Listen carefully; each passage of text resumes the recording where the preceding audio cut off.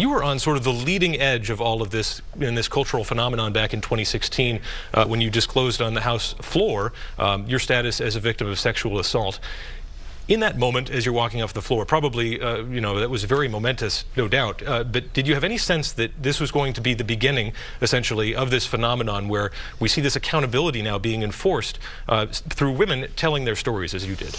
Well, it is about telling stories and coming forward. You know, I said when I told my story, I was assaulted as a staffer on Capitol Hill. So, but back then we had no place to turn, nobody to tell, and it was momentous for me to come forward, but what I realized was that my generation's silence almost made us complicit in this environment of just rampant sexual assault and sexual harassment. It never occurred to me 40 years ago that this would still be going on. I thought it was because we were in the first sort of era of women coming forward in these jobs, and that you know, once we had critical mass of women in the workplace, it would stop. And so what's happened in this Me Too moment of people coming forward, telling their stories, so that everyone understands how common this is. And now we've got this just watershed moment where everyone is saying enough is enough. This has got to stop. And so this is coming together on Capitol Hill as it is in workplaces all across the country. And you signed on to legislation essentially trying to enforce some new policies on Capitol Hill. What are the chances that'll have real teeth to it, where a staffer could come forward and have consequences for a member? Absolutely. And look, I'm very excited. It's a bipartisan effort. So we're working with our Republican and Democratic colleagues in both the House and the Senate. So I'm very confident we will get this done. The bill that we have is called Me Too Congress, and it's to revise the procedure so that there's more accountability, more transparency, and one piece that I've heard a lot from my constituents, they do not want the taxpayer paying for the misdeeds of the member of Congress, and I agree. So we're making great progress. We've just been talking the last couple of weeks to our colleagues about it, and I expect that will be happening in the coming weeks. Do you think Nancy Pelosi dropped the ball at all in her handling of the John Conyers situation there with the delay that took place? I think that it was very difficult, as it has been for many of us, and I'm sure my colleagues on the other side of the aisle. She used the word icon with John Conyers, been a civil rights leader, been in Congress for 50 years. I know a lot of my constituents feel this way about Al Franken, that he was someone that they really appreciated his progressive voice. But look, this is a big transition. It's difficult for us, but it has to happen. And my feeling is I don't want to lose this watershed moment. We owe it to the next generation. We've got young people working on Capitol Hill in our offices who frankly are not safe. It's not a respectful work environment. And some of the stories really, you'd be shocked. So I want to make sure, and it's interesting, Adam, why it's connected to gender discrimination in the workforce. It's because this is setting women back in their ability to move forward. We're hearing way too many stories of women that have to quit a job because the environment becomes toxic, because they can't fend off the advances of their boss.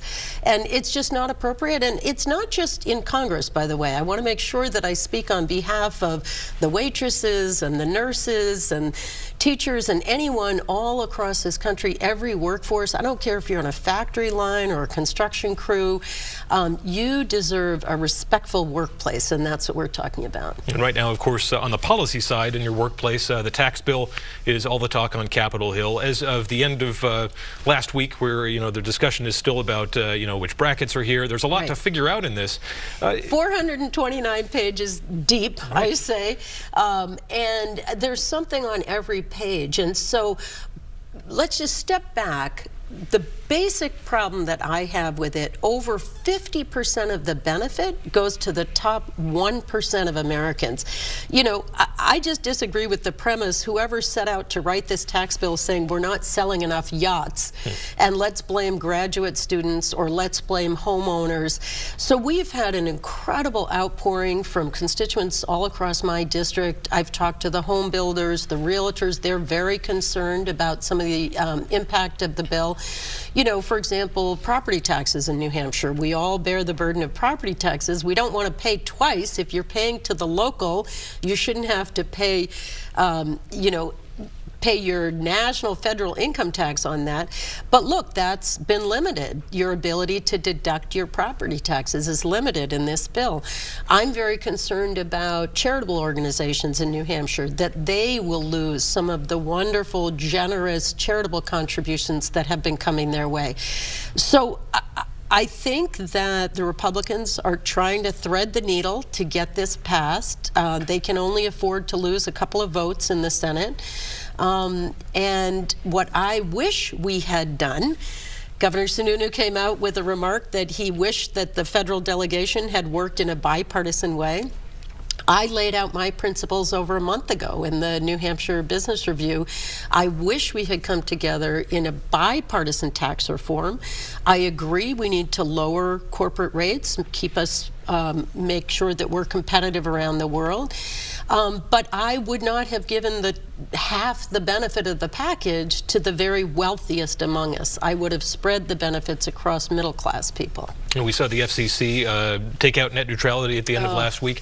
Will there be a legislative solution to this? And also, I think most people are vaguely aware of this term, but they don't really know what the consequences are in their own lives. Sure. Let me try to explain net neutrality. So what you're referring to, the Federal Communication Commission took a vote 3-2, totally along partisan lines, 3 Republicans, 2 Democrats, to eliminate the term that we know as net neutrality.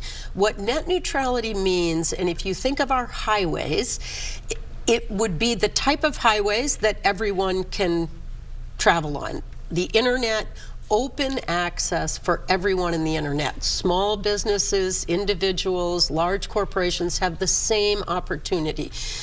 Eliminating net neutrality creates toll roads so that the biggest corporations that can pay more money will get the fast internet service.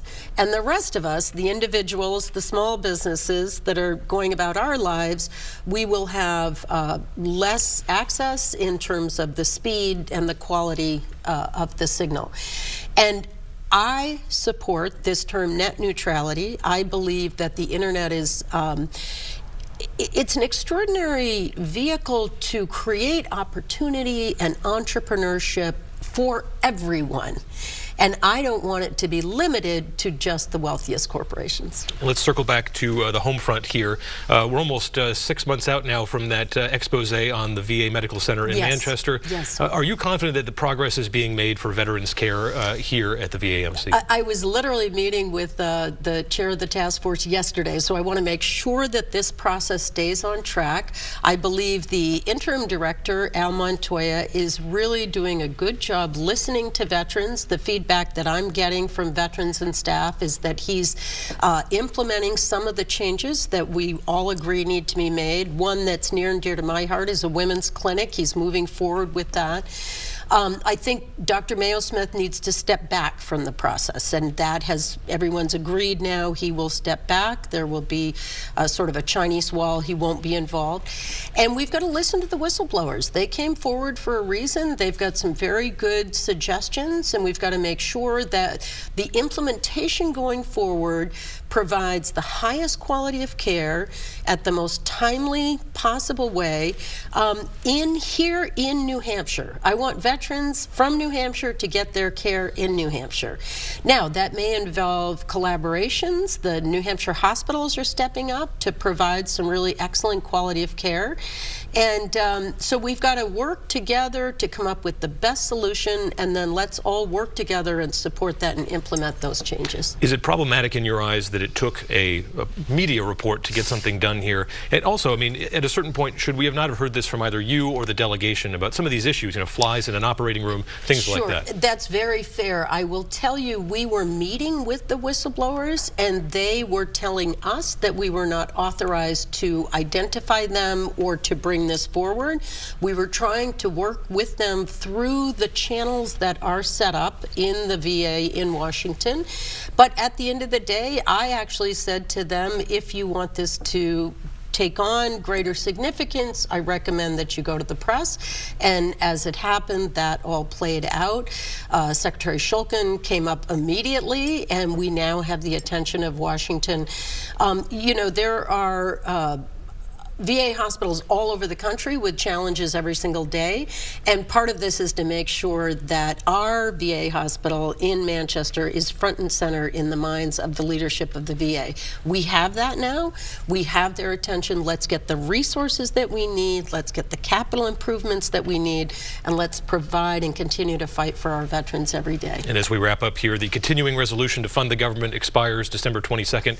Is the United States going to get a Christmas present of a government shutdown?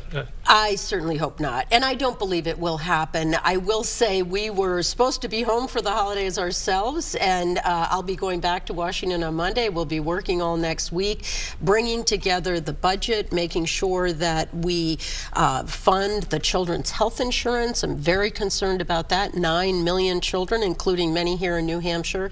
The community health centers, which is a top priority for us in New Hampshire. And let's get the funding behind this opioid response to the epidemic. You know, I was pleased that the president said this is an emergency, but he's talking the talk. He's not walking the walk. Let's get the funding that we need, and that should be in that package. And I hope to have good news for everyone for the holidays, that the government will be funded and that people will be at work. We've got a raise for our troops that needs to be in place by the first of the year. So a lot of decisions to come forward, and we'll look forward to getting it done. Congresswoman, thank you so much for your time. Adam, it's great to be with you. Happy holidays to you, and I'm Christmas. sure your kids are excited. Absolutely. No